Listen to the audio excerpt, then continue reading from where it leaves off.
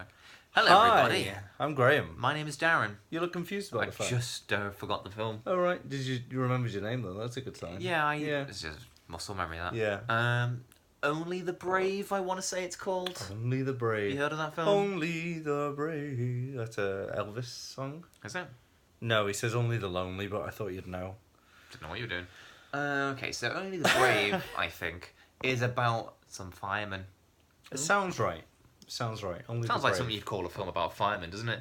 Apparently it's a true story based on Well, they a are brave magazine. men. They are brave men. Well, some of them are, but some of them just work in a small country where they get cats out of trees. Sometimes they have to deal with fire. Yeah, maybe. The cat fights back. Yeah, Starts using its claws maybe. like flint on the branch.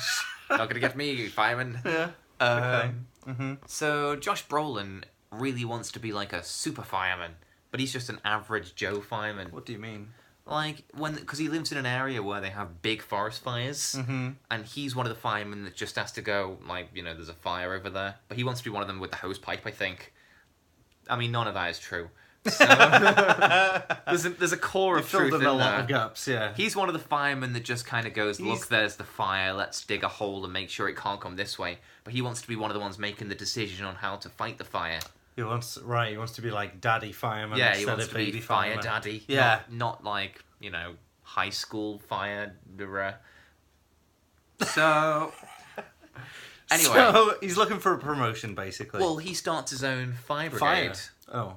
Well, fire team, but they've got to be like... That's a way He to... starts recruiting people to be his fire buddies. Yeah. And, That's nice. But he needs to Friendship movie. Yeah, so there is You got to be two characters. You got to be brave to make friends. Because... Is that true? Yes, I'd say so. Stupid. If you've got the friends I do. Friends mean weakness. Yeah. Friends are just things that could be used against you. Yeah, exactly. In a hostage situation. Go on. So he makes friends. So he tries to, but he gets his crack team and he has to train them up to be super firefighters. Wait, hang on. So he's already got the promotion to be the daddy. No. Oh. He has to get them, and then because they can still be his younger, his not so cool firefighters. Yeah. But then if he trains them up to be super firefighters, then they have to be assessed. And if they pass the assessment, then they can become super firefighters. That doesn't sound fair, because he's already gone through all the effort of making them. Well, isn't that always the way? Isn't that always the way? Yeah, Anyway, so that's like the first 4 hours of the fucking movie. I'm getting the vibe. Well, it was 2.25 hours long, but it felt a lot longer. It felt a lot. I think it was set over the course of about 2 years, and it felt like real time. So Josh Brolin Felt like slow motion. Yeah. That's a shame. Miles Teller plays a junkie.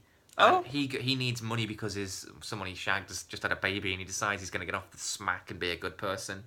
So he goes for the job. You can be a good person and take smack. No. They don't always go hand in hand, but I think it's possible you can be a well-meaning person. Well, so anyway, he goes for a job interview, and Tyler Kitsch, you know him. What?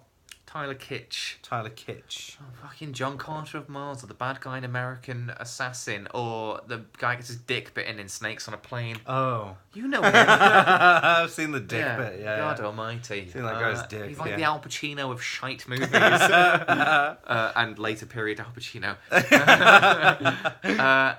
He's like, I know that smackhead Miles Teller, and Josh Brolin's like, I'm going to give him an interview anyway to teach you a lesson. So Miles Teller gets the job. So now they're all fire buddies. And one of them's still like half on smack. Well, he's off it. He's on the come down. But he's like, at one point he gets bitten by a snake, and they're like, you're gonna need the painkillers, and he's like, I don't want the pain. No, his ankle. Oh. I mean, you do know it's not the greatest sign of a movie, when it's coming up with all the names at the beginning, and it says, and you know how like the good people get the ands and the wids, and it does say with Tyler Kitsch, and you think like, oh no. Yeah, but then like they go for that, like they want to be super firemen, and just Jeff Bridges pops up, and I was like, what?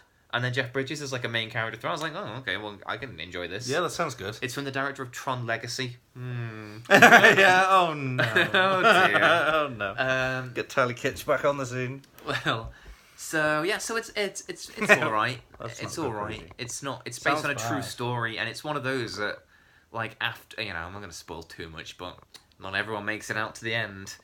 And like, Is it the smackhead? Does he die? I don't want to spoil it. He's probably got a happy ending, hasn't he? Because even though it's a a true real story, so just because you can anything see the... can happen. Anything can happen. Yeah, although what does happen seems very cliched. This is why it makes it as a film. Yeah. It's sellable if it's a cliche, isn't it? Because idiots go and watch it.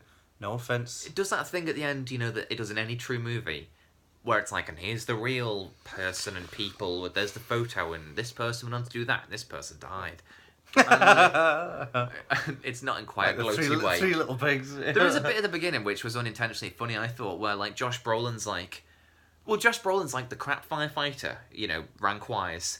And he's like, okay, that fire's going to go back on itself and it's going to burn that entire town down. And he's wrong about it. No, and then, like, the super firefighters come and they're like, shut the fuck up, you. We're the big boys, you're the little fucking dickhead. And you think, like, I don't think that's how firefighters work. I think they'll probably listen to his advice. Yeah, that doesn't sound fair. And so, the big guy, the big jock firefighters are like to Josh Brolin, like, you can shut the fuck up. And then it cuts and the entire town is on fire. But it did it like a comedy thing, like the guy was dead arrogant. But I don't think it meant to be. It made me laugh. Just proving how wrong he was. Yeah, exactly. Yeah. Like, that'll never burn that town down, you dickhead. Cut to 1 second and people, like, screaming. Like, jumping out windows. Josh Brolin's like, I thought I fucking told you. Yeah, I set that fire. Yeah, he did, yeah. Proved you wrong. Yeah, that was the guy's house. Yeah. Nothing to do with that. It was a different town. Anyway, so, like, it does that thing at the end where it, like, shows you all the real people. Yeah. And this is a downside to the movie. So there's 20 people on Josh Brolin's team, and it spends an hour and 50 on them before we get to the main event. Mm-hmm. And then at the end, it's coming up with the real people and the photo of the people and the actors. It was coming up with the actors, and I was like, have I ever seen that person in my life? I don't know who the hell that is. Aww. And then it would come with the real person, and I didn't know which was the actor and which was the real person based on my having seen them. So that's a good thing for the film. That it had such underdeveloped characters that I didn't even recognise them by the end. They all felt like real people, and you don't really pay attention to real people. No, they didn't. They did that thing where, like, to show that they're all friends, they're just misogynist. That's, like, proof that they're a gang of guy friends, because, like, I fucked that girl with the big tits, and you're like, is that all you can talk about? Because if it is, I hope you throw yourselves in the fucking fire.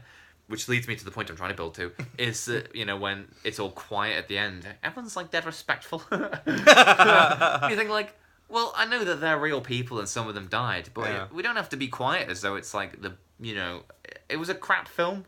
Like, we can still go, well, that was shit. Yeah. But it's not insulting the people that died. But everyone's like dead quiet, stays in their seats as they're like, it's time for remembrance. Let's have a minute silence. I'm sorry for the some dead. fire people didn't make it out at the end, but we just watched a crap movie for 2 hours. We can bitch about it, surely. Yeah. Firefighters die all the time. Which isn't a reflection of the real people, it's a reflection of what I just saw.